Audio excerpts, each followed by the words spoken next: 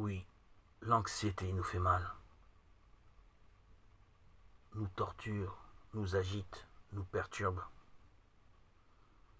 nous apporte animosité, tristesse et angoisse. L'anxiété tue l'homme, bouche les canaux de la source d'eau vive que le Seigneur veut nous prodiguer. C'est pourquoi nous devons pratiquer la prière, car sans vie intérieure, nous fuyons la réalité et nous nous fuyons aussi nous-mêmes. Nous sommes des hommes et des femmes toujours en fuite. La prière de Jésus est le lieu où l'on perçoit que tout vient de Dieu et retourne à lui. Parfois, nous les êtres humains, nous croyons être les maîtres de tout. Au contraire, nous perdons toute estime de nous-mêmes. Nous passons de l'un à l'autre. La prière nous aide à retrouver la juste mesure dans notre relation à Dieu, notre Père, et à toute la création. La prière de Jésus est l'abandon entre les mains du Père, comme Jésus au jardin des Oliviers dans cette angoisse.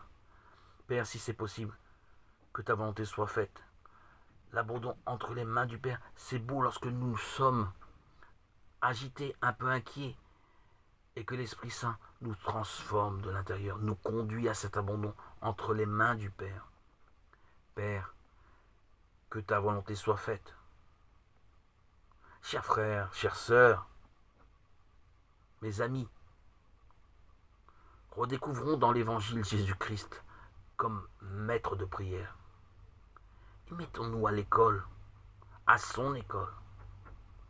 Et je vous assure que nous trouverons la joie et la paix en lui.